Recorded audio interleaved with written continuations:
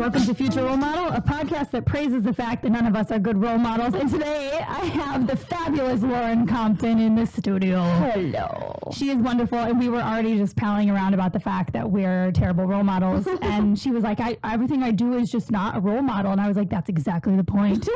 Let's get down to it. It's going to be great. We've just spent the last 2 minutes talking about our mothers. Yeah. My mom just tried to call me when we were trying to start this, and Lauren apparently takes her mother's phone calls while she's on stage. Yeah, it works out well sometimes. It happened once, and I just, I answer the phone like, Mom, I'm right in the middle of a set. She's like, and then, just carries on a conversation like, I didn't know you had a show tonight. Yeah, and you're like, okay. I'm in front of an audience. I'm going to let you go. I'm going to call you back in about 2 minutes since the set's only 5. Yeah. Are you close with your parents, or like, is your mom your homie, or? Yeah. That's cool. I'm super close with my mom. I grew up, I'm an only child, so I don't Me too. have a choice. Oh my God, me too. You're not close to your mom as an only child. Yeah, they're like your only friend you're allowed to have for a while. Yeah. Where are you from? Texas. Okay, I knew it was somewhere like Midwesty feeling. Yeah. Texas feels like the Midwest to me. All my friends from Texas. I'm like, it may as well be Wisconsin. Yeah, I always tell people I'm like, I'm from the South, and they're like, where? And I'm like, Texas. And they're like, that's not the South. And I'm like, if you look at a fucking map. It is south. It is north, east, south, and west. It is the furthest south you can go, but people don't usually associate Texas with the South, and it bothers me so much. Yeah, well, and technically the Midwest isn't the middle of the West. Yeah, no, either. People from North Carolina are like, I'm from the South. Like, fuck you. Yeah, what is even that region called? Because I lived in North Carolina when I was a kid for a little while. It's the East Side. It's the East Side. Look, I look at everything. It's the East Side. North, East, South, and West. I don't care where you feel like you're from. Yeah, you actually look at a map like it's supposed to be used. Yes. Look at the little compass. Yeah. Northeast, south, and west. The more I travel, the more I get used to that, because in some cities you go to, they're like, yeah, just southwest of here. And I'm like, nobody knows directions in LA at all. Like, nope, it's like left at this building, right onto the 101, and that's it. Yeah. I had an Uber driver one time ask me, straight up, with the map on. He's like, okay, so we're going to head south on La Cienega. And I was like, okay. Are you asking me? Because I don't know if it's north, south, east, or west. He's like, no, I'm asking. I think it's south. And I'm like, look at your map, man. Yeah. We were shooting, I was shooting last week in Ojai, and we actually had to get out a sundial to figure out which direction the sun was going to be moving throughout the day, because nobody knew which direction we were facing at all. I was doing a shoot yesterday. I'm terrible with directions. And the makeup artist was like, we were going down to the beach, and she's like, hold on, let me check what time high tide is.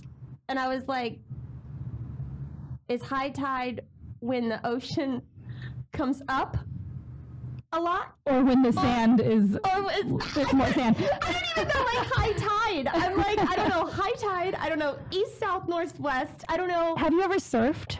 I don't know if I can say yes, because I don't know if it counts. Okay, same. I've been in the water with a surfboard and the intention of surfing. But I'm not sure. And you survived, so I think you did surf past tense. I think that would be surfed. I've surfed. I made the mistake of, because the whole tide thing is such a big deal with surfing, and to know which direction the current is going, and the fucking moon and all this stuff plays into it, which you don't take an account for when you're not an actual surfer. Right.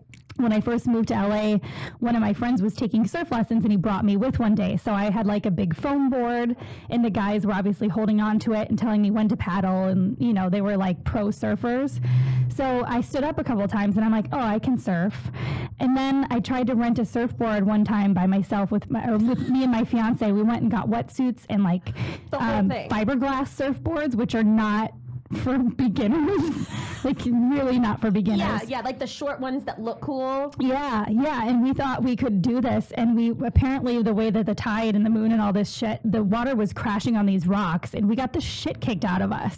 And I cut my foot open. We were out in the water for like 10 minutes, and I was like, I'm never doing this again. This is terrible. And so, needless to say, this whole tide thing and directional thing is very important to some people, and it's not my skill set. Not mine. Definitely not my skill set. No. How long ago did you move out here from Texas? In 2005. Oh shit, you've been out here for a minute, girl. I've been out here for a long time. Oh my God.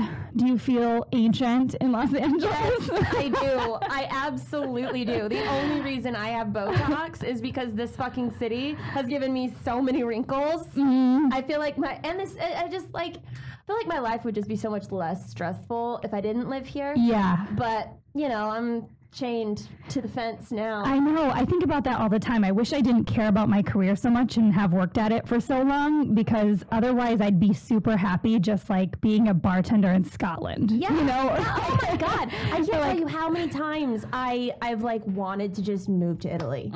Like, you know, because I have just enough money. Yeah. Where you could like live for a little bit. I could like do it, you know? But then I'm like, and I'm fluent in Italian. Oh, wow. So I didn't know that. So are you Italian, or did I was married to an Italian for 5 years. We dated 2 years before that. So like 7 years. And was he the one you talk about in your stand-up? Yeah. And so I studied the language for 7 years, and like I've been 6 times, and I lived there for a year. Wow. And I love Italy. Oh my gosh. So I've thought about going back and like doing like literally just giving up and, you know, traveling to Paris. And I wrote a book of poetry many years ago. So so there's like this whole like little romantic, little like artistic situation that I would love to go pursue. But then I'm like, no. I know. You and I sound, well, it's funny how many similarities I have to different women in that regard, just because like, you know, I always feel like I'm trying to balance that like free spirit vagabond side of myself with the hardworking, like need to bust my ass and do this shit side of myself. But you can, if you just find ways to like, because I had wanted to go back to Europe this year, and I'm finishing setting up my own comedy tour in Europe in November. So I'm confirmed for Scotland, Berlin, London, Amsterdam, and then I'm working on Paris. So I was just like, I want to go there. I'm just going to figure out a way to make it happen. It's not even dinner time, and I'm more jealous right now than I have been of anything in a long time. I'm just excited to go and find, because I've never been to Scotland, and I'm a big Scotch fan. Yeah. And the place I'm playing at first is in the Highlands. So like that's the best kind of. You're gonna have so much fun. I'm gonna be so drunk. I mean, basically, when I say I'm going on tour, I'm gonna do a tour of liquors and then also do stand up. Yeah. Have you traveled and done your comedy in other places like that before? Not other countries. No, I've only done the Caribbean. I've played in the Caribbean a couple times. Did it go well? Yeah, I mean. The first time I went, I brought another person out with me, and it went fine. But the thing is, when you do a small island, like I have the mentality of touring and giving people like a number of nights to go, but you don't need that on an island. You just need one night. You know, you don't need to give people options. Like they should all come out to one night. So I learned from that. And so the last time I was there, I just did a one-night show, just a one-woman show, and that one was awesome because everybody comes out then. Yeah. You know, if you give people like a bunch of different spots and if different nights, you get lesser of a crowd because it's tiny. You forget that. Yeah.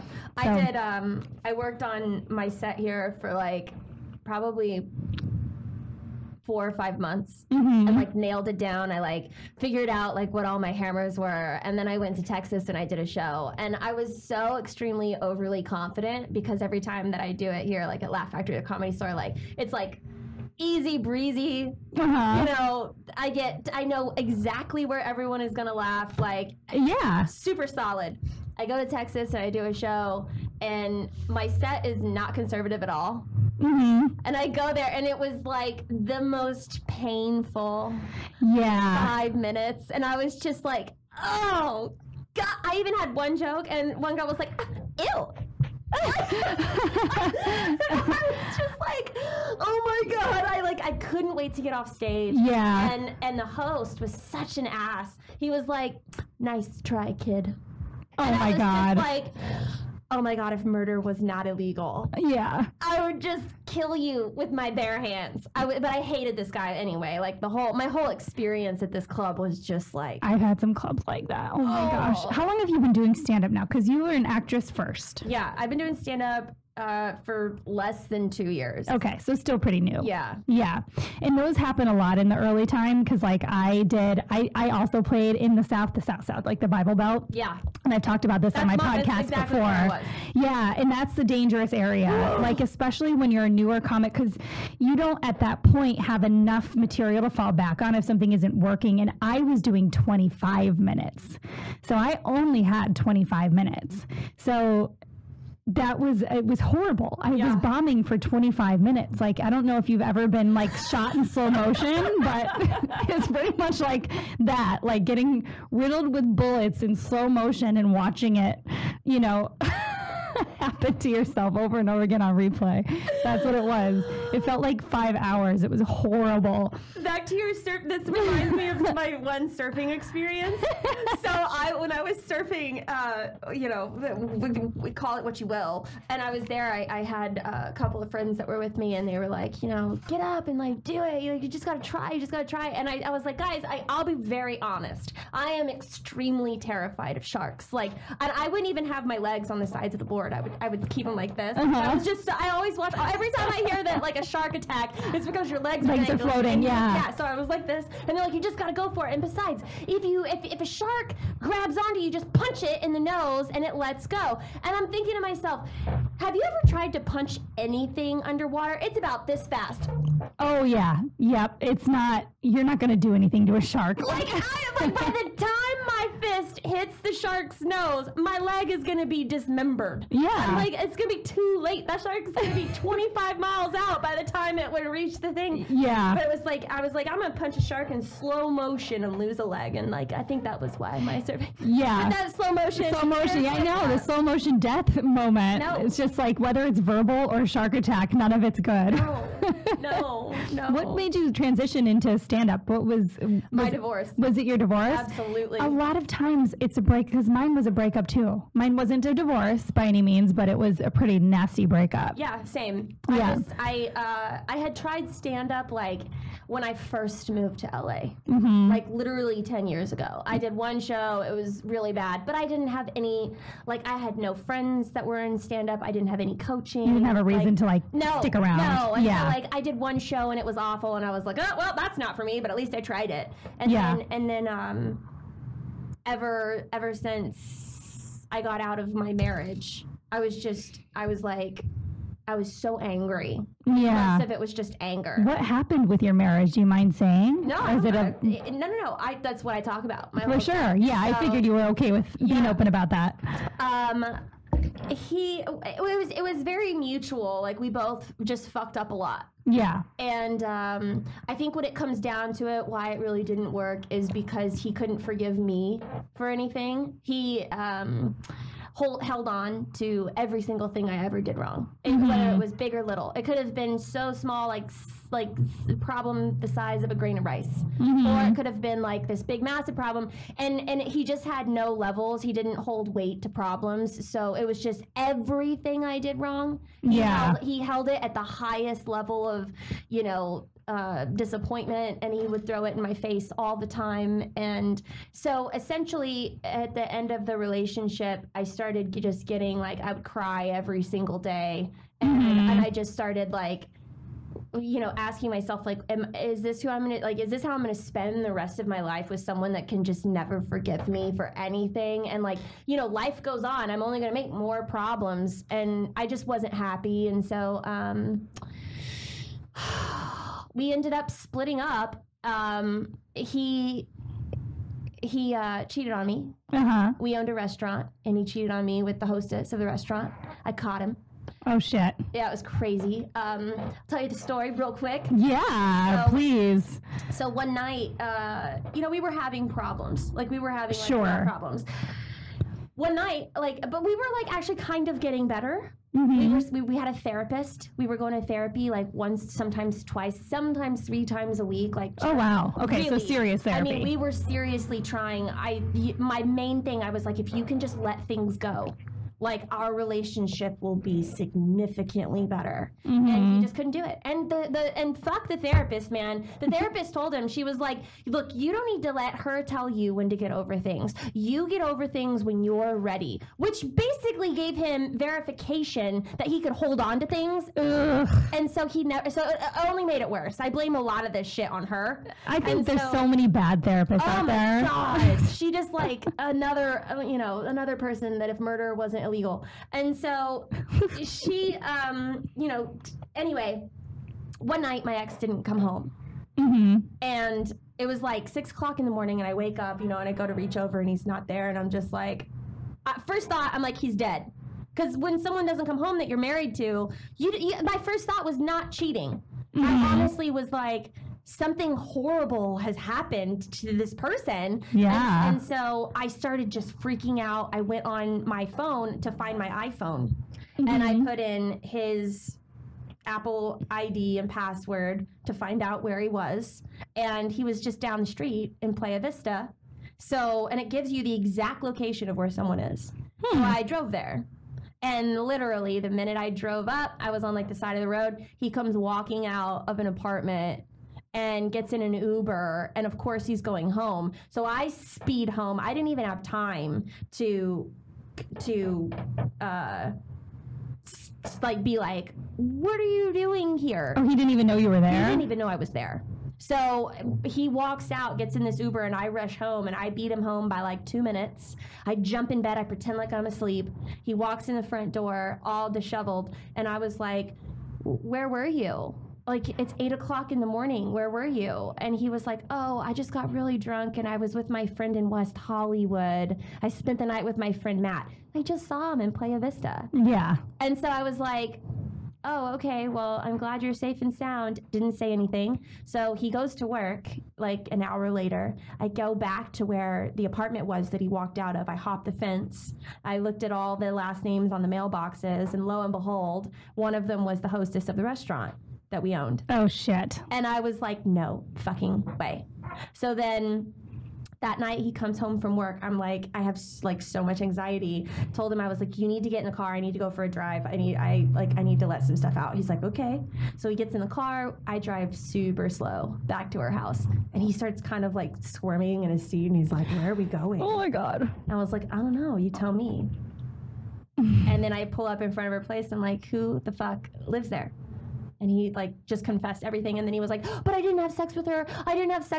Like we just went to a club and I got wasted. And he had long hair, and he was like, she just held my hair like while I threw up in the toilet. And I was like, well, then you're a fucking idiot, because I'm gonna divorce you and you didn't even get laid. Like, then you like, this is your fault, because like you still spent the night with another chick. Like, to me, like, I'll never know what went on in there, but I'm for sure positive you guys didn't just play chess. Yeah. Like, especially if he was lying about where he was. He was, of course. Because that was the biggest thing, is like, if you at least, I don't know, relationships are really complicated, but at least if you tell somebody where you are, at least doesn't leave the suspicion. 100%. So that to me was catching him in the act. And like 2 weeks later, I filed for divorce, and I moved out. Shit. He didn't fight for you at all? Not really. Oh, okay. But then that's when you know it's kind of... I mean, at that point in time, he cried his eyes out. He like begged me not to leave. Yeah. I mean, it was the whole like, but I think that it was more that he was just sorry he got caught. Yeah. And so I was already so miserable, and all I needed was a reason to leave. And that was like literally the ultimate reason. Yeah. And so this whole like we've been divorced now for a year. And the entire year he's been coming back and forth, trying to be with me, trying to not be with me. Like, he's had a girlfriend this entire time, and it's just like none of it's attractive to me anymore. I mean, as much as I love him, I'm just like, I could never see myself with him again. Yeah. How long were you guys married for? We were married for 5 years, but we were together for 2 before that. Oh, shit. So 7 years. 7 years. Yeah, and I've been with my fiance for 7 years, so I know what it's like at that 7-year point where if something just because we've had a rough engagement, and at the 7-year point you're like, all right, it's make or break, because you just don't want to like keep it's a 7-year itch. It's a 7-year itch, and you also don't want to keep wasting more of each other's time and all that kind of stuff. So things get really complicated. Fuck relationships, man. The more I talk with women about these kind of situations, because I had Krista Allen on a couple episodes ago, and she that's how she ended up in LA. She caught like her man with somebody else, and she just left like his lunch on the counter and like fucking drove to California. Yeah. And so it's just really interesting to hear these fuck it stories where people are finally like, okay, maybe it's time. I had to, I like immediately out of my place. I moved into my own apartment, and probably like a month later, I was just so severely like fucked in the head from like dealing and processing with all my stuff. I couldn't go back to this therapist that I hated. So I was just like, what am I going to do? Like, how am I going to deal with this? And one of my friends, I can't even remember who it was, she was just like, well, you're really good at making people laugh. Like, can you make yourself laugh about any of this stuff? And then I went to Jerry Katzman. Have you ever heard of him? Mm-mm. He's a stand-up comedy coach. Oh, okay. And he's awesome. He's really, really great. And he has a 10-week course where it's basically just taking an inward look at yourself and like everything that he helps to either write or create or pull out of you. It all has to be stuff that you're going through currently. Of course. And so it worked out, because what I really needed to do was look at the funny side of what I was going through. And so it was the best therapy I had ever had, and that's when I started a lot of these jokes about my relationships. And now when I do sets, most of everything I talk about is relationship, either my divorce or where I'm at now and all this stuff. So I think the most interesting things for me too when I watch other people's stuff are relationship based, whether it's relationship about like the person you're with or your family. Like, storytelling, to me, honest storytelling makes you, that was something that I realized, probably what year am I in stand-up? About 8 years. I probably like my 4th or 5th year in, I was like, okay, if I don't write about just my stuff, I'm going to have too much similar to, other women, other people. Yeah. I have to like focus on what my specific story is. It takes years to kind of figure out what your what your thing is, and I think it was like year 4 that I revamped my entire set and like started rebuilding it completely. And started really focusing on a lot of relationship-based stuff, because all the good juice comes from those pieces. Yeah,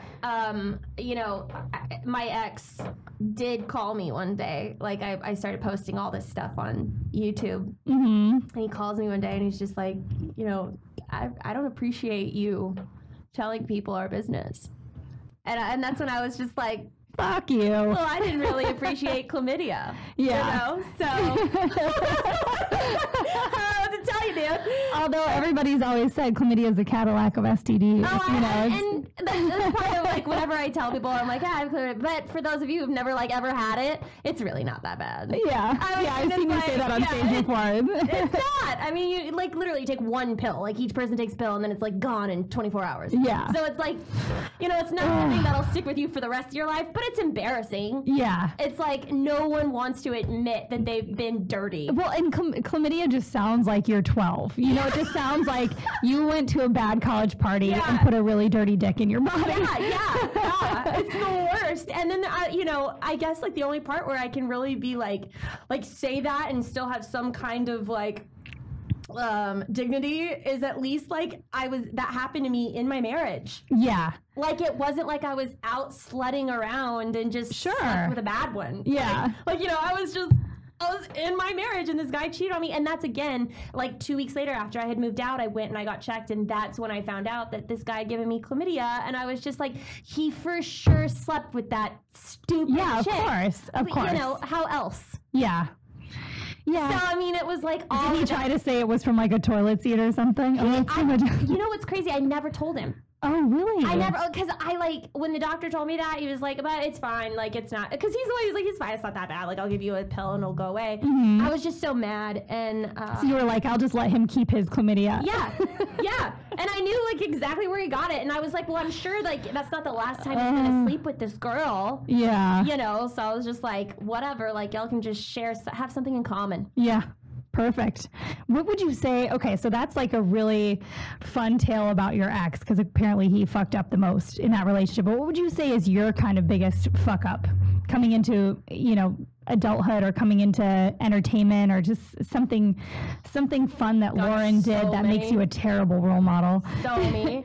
So immediately after he cheated on me, I had my eyes on someone else the whole last year of our marriage. And I flirted with him, and I like 100% was super interested. Yeah. But I was married. Yeah. And I was very honest with the guy that I liked. And I was like, look, I'm married. Like, I can't ever do anything with you, but I think you're fine as hell. And I love hanging out with you. You're like, in the second I'm free. Totally. And I'd go have coffee with him, and like, those would be the sneaky things I would do. Like, I would escape from my, you know, marriage or whatever, and I would go have coffee with this guy that I liked. So the day that my ex cheated on me with that girl, I called him up and I was like, where are you? And I met up with him and I had sex with him for like hours. And it was perfect. Amazing. He was an Olympic gold medalist. So he had stamina. Right. And so I was like, perfect. And so like my ex cheated down, like he cheated on, you know, like a hostess. And I was like, I am not cheating down, I'm cheating up. So I went and I hooked up with this Olympic gold medal swimmer. Did you guys ever date? No. Just like hot and heavy for a bit? Just hot and heavy sex. And then we met up like a few, I'm really good friends with him still. And so every now and then, like, we'll hook up. Yeah. Like one night after a club or whatever. Totally. But it's not like I don't even think I'd ever date him, but he's like a super hot fuck. Yeah. So like there's nothing wrong with that. Sometimes I'll go and I'll do that.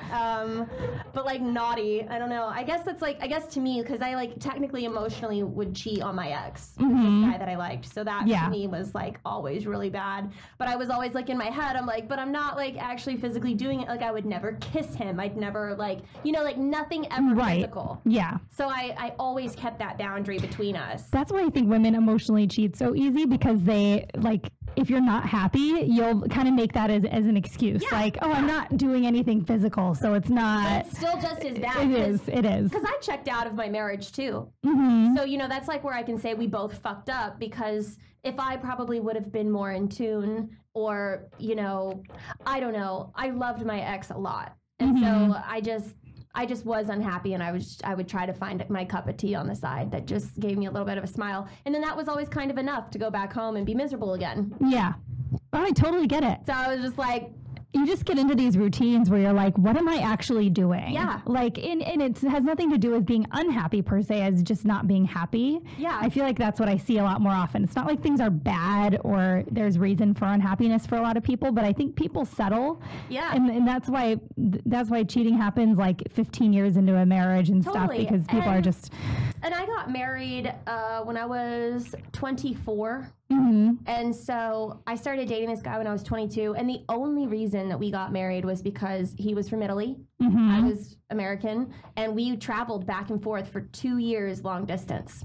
Oh, wow. And so I got to a point in my life where I was like, you know, I want to date you seriously. Whether I have to move to Italy or you have to move to America, like we need to be in the same place, and we need to date, and we need to see if this is something that we want to do, or we need to just cut the ties, because I want to have a serious relationship. I don't want to have this long distance thing forever. Yeah, that's really hard to do. Really hard. And so he moved to America, and we looked at all different options before marriage. We tried to get him to go to school, but it was too expensive for a foreign person to go to like a good school. We looked at trying to own a business, but we didn't have any money, you know? So, I mean, it was like, that's the hard part. How the fuck are we going to like open something with no money? And so just marriage, I loved him. And the whole reason he was coming over was to be with me anyway. And we were very like romantic with each other, you know, 6 years ago. And so he was just like, I want to spend the rest of my life with you. I wouldn't do any of this if I didn't. So he proposed and we got married, but it was really essentially to date. to date for real. And marriage was the only way that we to make it work. Otherwise, if he would have been American, like I don't think we ever would have gotten married. We would have just lived together. That's interesting to think about it that way. Right? Yeah. We had to get married in order to date. Wow. Would you say? I mean, do you guys still have a good relationship, or do you still have a friendship, or not really? I would love to have a friendship with him, but I don't know if that's possible because every time we're together, it feels like romance. Mm-hmm. You know, and though I'm not angry about the things that happened anymore, through comedy, I've really gotten over stuff. Yeah. Like I have some pretty bad jokes on him. You do. And every time that I say them, I feel really good about myself. Uh-huh. And it's really helped me like just move the fuck on. Yeah. But I don't know if it's fair. I don't know if it's possible to ever be friends. You know, I'm dating someone else, and so he would for sure not appreciate that. And now my ex is dating someone. He's been dating someone for a year, and she wouldn't appreciate him and I being friends. So to respect other people in our lives, I think that we have to keep a distance. Yeah, which makes sense. Yeah, but between us, we don't have any kind of vengeance or vindictive, thing towards each other. Because at the end of the day, leaving each other has been very healthy. Yeah.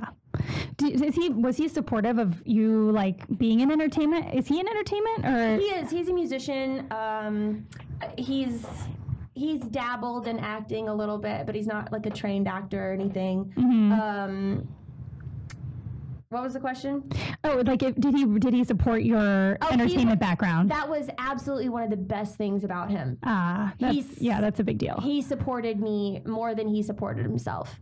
And every time I would get a job, every time I ever had to travel, like he was just so proud of me. And I mean, like literally, the best thing that ever was about him is how amazingly supportive he was of me. Mm-hmm. And I even told him that when I left. I was like, I absolutely hate that I'm leaving someone that is so amazingly supportive. I was like, I will miss that forever. Because the current guy that I'm dating does not love my acting career. Oh. He loves me performing stand-up and stuff, but like he's an entrepreneur and he's very business driven. Mm-hmm. So he really wants me to focus on like the business side of things that I'm doing in my life. And he's like, focus on the business. Like that's where all this money is going to come in.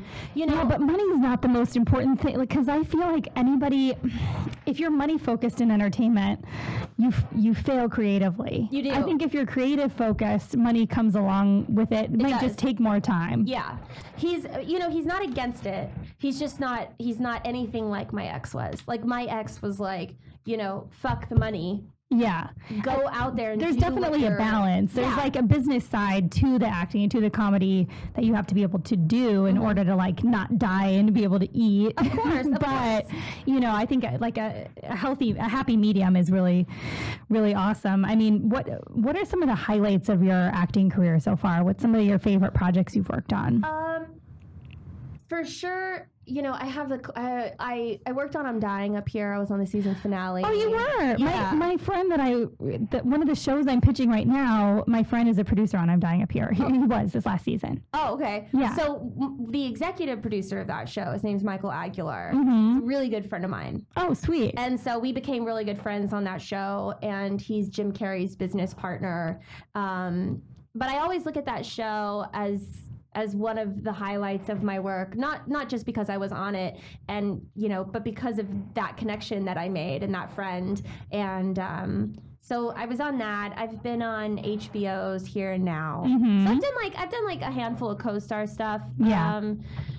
And then probably the coolest project I've ever done, Justin Lin directed it. It was called Help. It was the very first high-end VR film ever made. Google funded it for like $10 million. That sounds dope. It was really, really Is it cool. out? Oh yeah, you can go on Spotlight Stories and you can watch it. It's full 360. You don't need the Oculus. You don't need to put it in a headset. Like you can just hold your phone. But you can go to Google Spotlight Stories. It's called Help, and I'm the lead in that. And like I said, it was like a $10 million project, and it's a 5-minute Oh, shit. project to watch. So it'll only take you 5 minutes. But that was by far, like, probably the coolest thing. And now, like, you know, I started a production company and I'm producing some documentaries and an animation movie and stuff. And I love all of that, but it's also businessy. Yeah. I started my production company in 2013. I totally get it. Yeah. It's like, it's just so businessy. Did you start it with your boyfriend? I did. Okay. So he like encouraged me to do it because I love being like business Lauren. Yeah, Like, which I get. you like It's fun too sometimes. Totally. Depending on which hat you're in the mood to wear. 100%. And you know, so it's my company. Like, he's not on my company, but he for sure helps me solidify deals. Yeah. Like, he's a entrepreneur, and he like has startups, and he's raises millions of dollars for these companies that he creates. I mean, he's like extremely intelligent. Oh, cool. And so that's great. Yeah. But, you know, my acting stuff is always by far like what I want to do the most. Yeah. What do you think you want? What are your goals with stand-up? Or do you want to keep doing stand-up? Yeah. Yeah. Yeah. Good. I love stand-up. Stand-up is like one of the best things I've ever like done. Who were some of your role models getting into stand-up, would you say? When I got into it like 2 years ago, I started going to small clubs, like little open mics, and finding people that I thought were like little hidden gems. Oh, I like that. And So you were looking at people that you thought were cool before they're even notorious necessarily. Yeah, I mean, because like I could look at I could list a number of famous comics that I really like, you know, but like Erica Rhodes. I've been following her for like 2 years, and I really like her cadence and like stuff like that. Yeah. She's not famous, but she's like, to me, I appreciate her comedy. I really love Preacher Lawson. Yeah, Preacher's great. I love Preacher. Watching him ever since, was it? AGT? Yeah. Right? Yeah. Who else have I been following? Like, I like those little bit smaller, tastier people that just aren't. Haven't completely blown up to household names yet. Yeah. I remember when I first saw, and I talked about this a few podcasts ago with Dave Hellam, but I started comedy in Chicago, and I saw Hannibal Buress when I was first starting stand-up, and he wasn't a big name yet at all. He was known in Chicago, and probably in New York and like the big cities too, amongst up and coming other comics. But I had never seen him, and he definitely wasn't a household name. Now he is. Yeah. But he was so fucking funny that I was like, okay. Yeah, there's a comic up in New York called Tom Eiselman. Oh yeah, I feel like I know him. He's awesome. Like, I love him too. Yeah. I performed with him at a couple comedy clubs when I lived in New York. And How long ago did you live in New York? I moved to New York a year ago, and I lived there for 1 month. Okay. So it was a pretty epic time, huh? It was so good. I left so fast. I really wanted to. Because I had been struggling with that this last year, if I wanted to go and spend some time in New York, like some significant time, because that's the tough thing is I love stand-up so much, but I'm also heavy on the film and TV side of things. Yeah. And, but I wanted to just kind of hone stand-up for like a solid 2 months to like get my new set ready for overseas or whatever the fuck. But instead of going and living in New York for like 2 or 3 months, I've just been there every single month since November. Wow. Yeah. So I basically over the last like 9 months have lived in New York a cumulative amount of time. Yeah. So I feel like it's good enough. Yeah. I mean, New York is a great place for stand-up. Oh my God. I mean, it is the best place for stand-up. It's the big leagues. But I also really want to spend some time in London doing stand-up. Yeah. Because it's a really good scene there, too. Of course it is. And I want to be able to get Brits to... I think British humor is so funny. Oh, my God. Do you watch British sitcoms? I sure as fuck do. The IT Crowd, or the It Crowd, or whatever, however you pronounce it, but the IT Crowd was one of my favorite British shows back in the day with What's His Nuts, that I can't remember his name. Really, really funny show. And I started watching a bunch of British shows after that, and I was like, this humor is so up my alley. I love British humor in general. It's so good. It's like it's like a culture.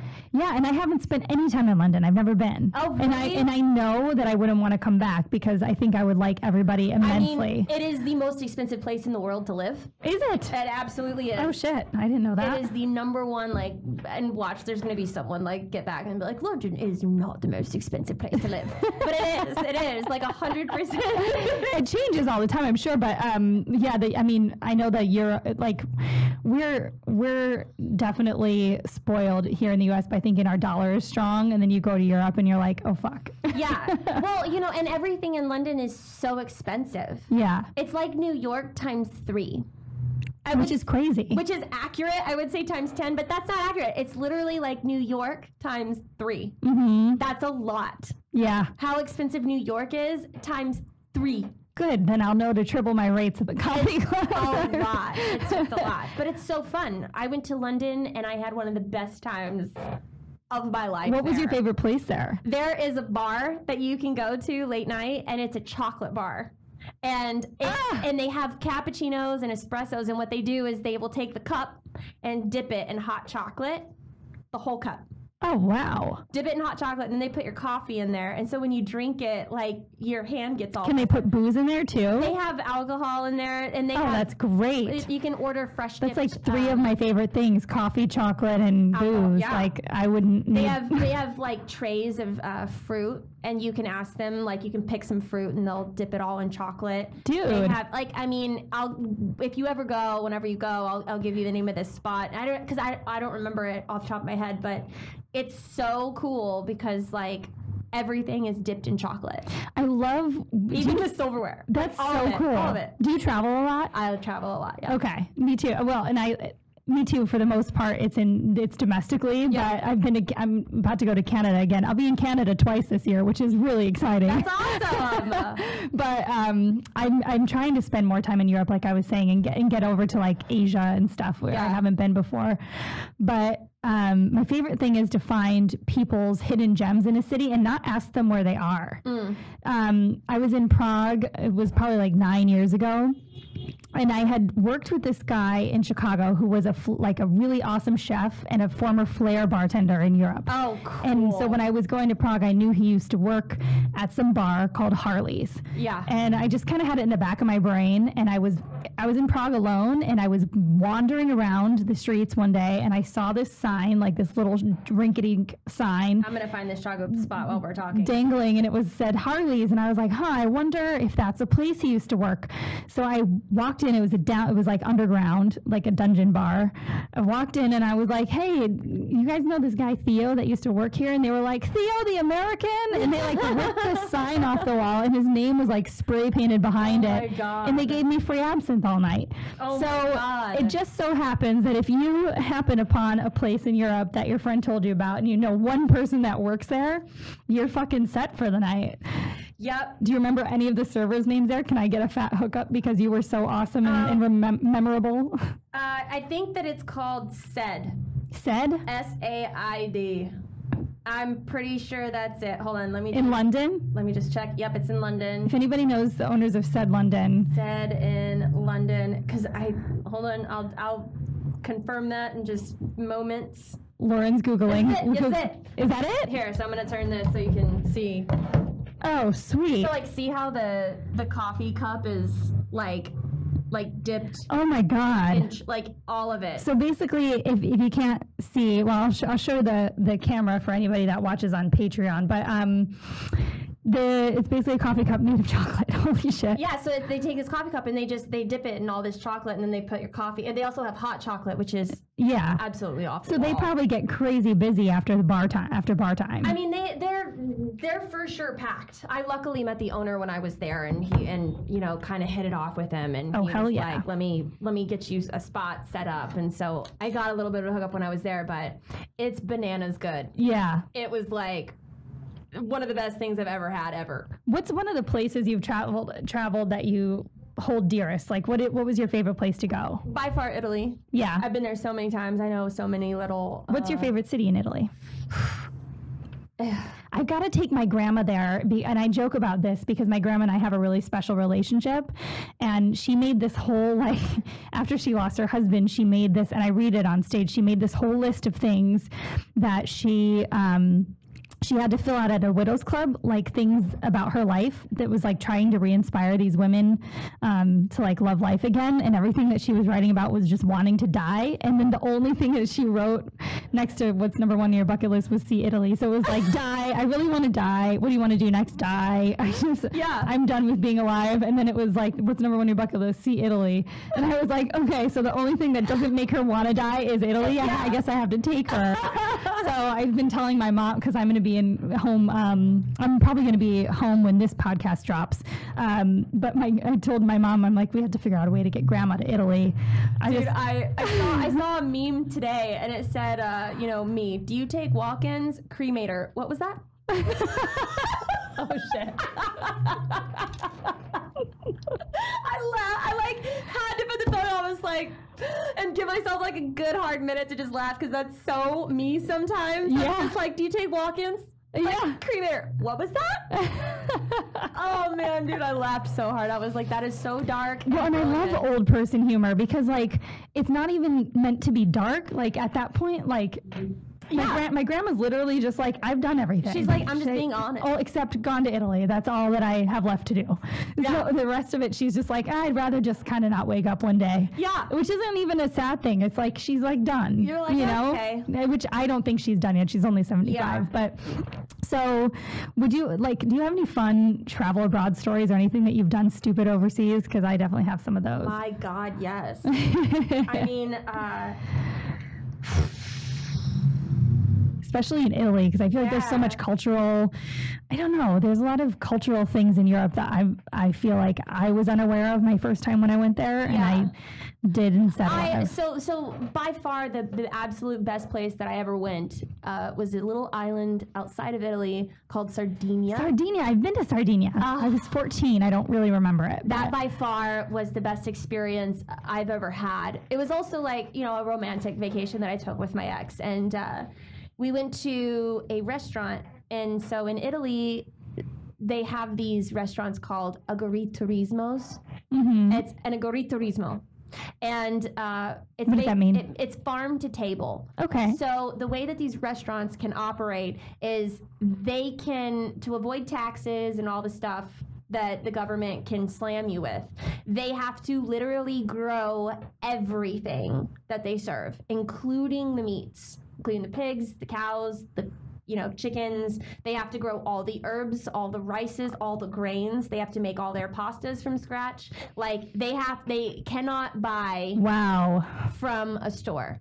And it basically is a house on a lot of land, and the food is so good. I'm sure. It's all so incredible. It's all raised with love. It's all like they raise the plant, and then they get mad at the cow for eating it, and then they kill the cow, and then voila, a hamburger. Delicious. Yeah, and so in Sardinia they had this, and it was like the very first time that I ever went, and I called, and I was going to make a reservation, and I was like, I want to come around 9:30, and she's like, no.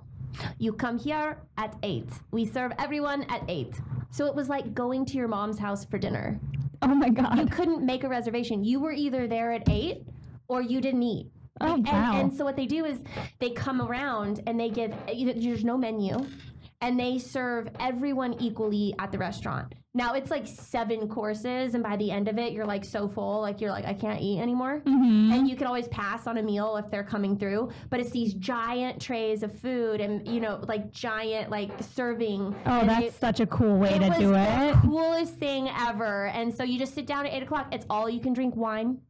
So, it was literally the coolest experience. And so, you drink until you can't drink anymore, and you eat until you can't eat anymore. And it was all farm to table. And it was, they had porcedu, which is a little tiny baby pig that they kill. Mm-hmm. And then they roast it for like, I don't know how many hours, but the skin becomes very crispy like a chip.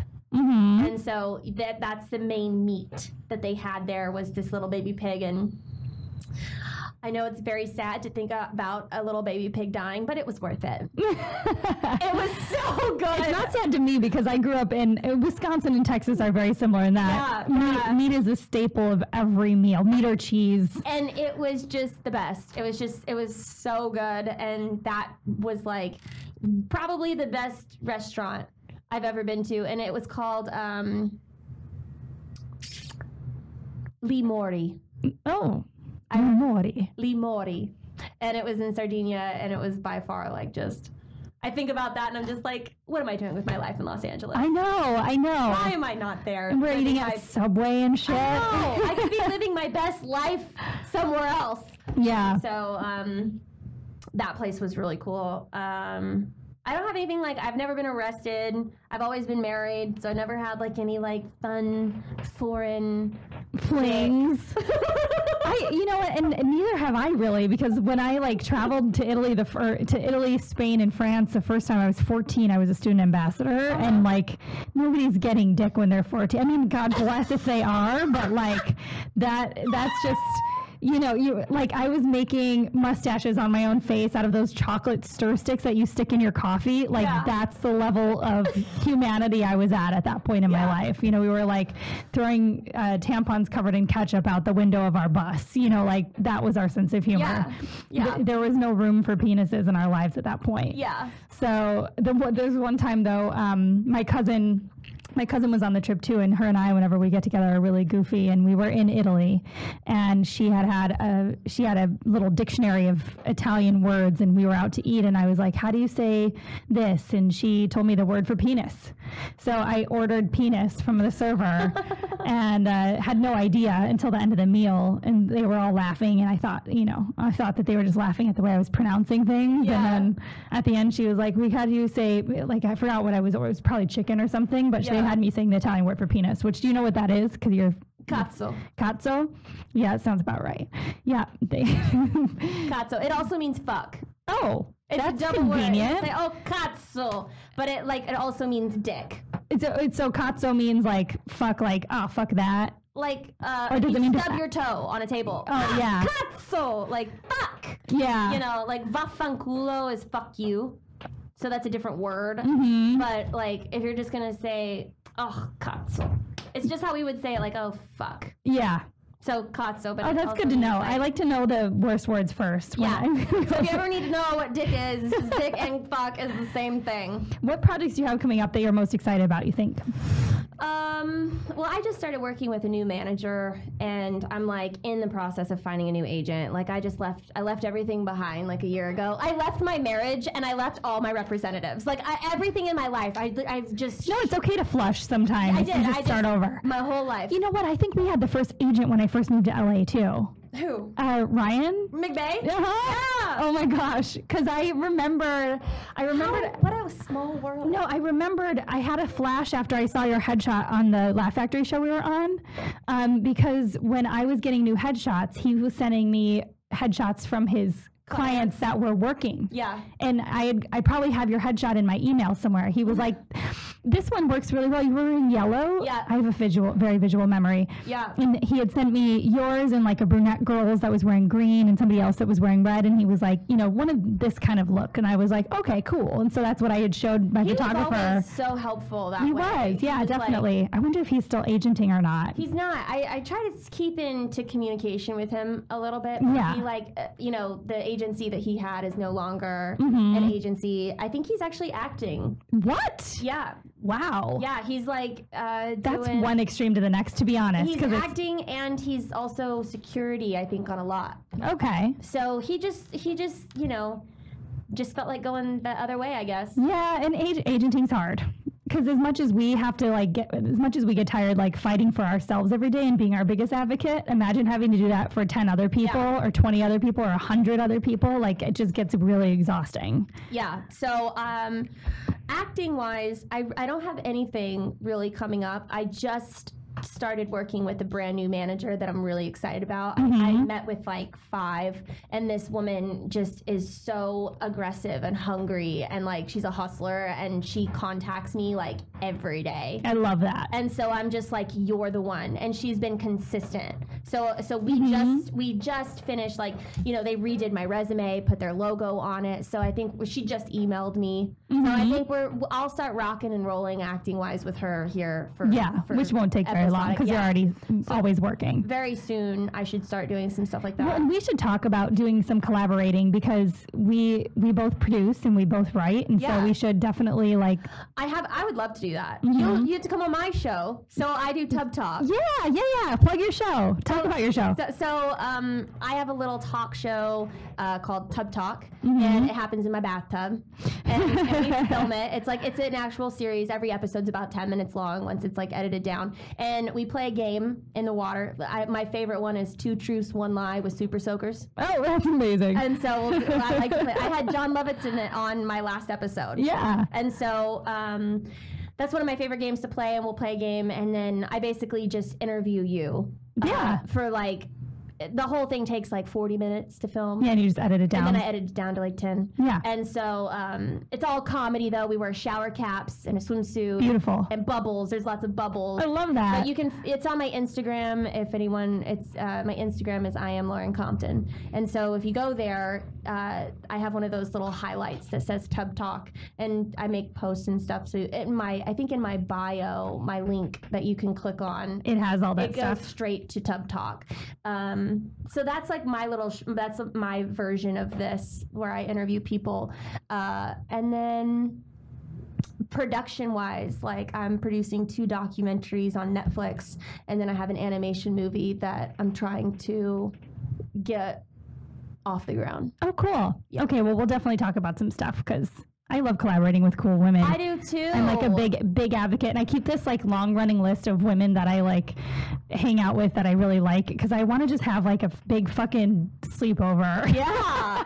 Well, when you have like 30 girls to come over that are all just the best humans and funny ass people. Yes, you asked me to come on your show, and I was like, yes. Yeah. Totally. We got to keep building that community, man. 100%. That's what's up? And then the day that this comes out, it'll be September 4th. I will have just finished playing in New York and have already played a night in Chicago. And on the night of September 4th, when this comes out, I have a show at Laugh Factory in Chicago at 8:30. I'll also be taping 2 of my next guest episodes of Future Role Model in Chicago at the Laugh Factory Comedy Studio that Comedy Pop-Up is being gracious enough to allow me to go road gigging.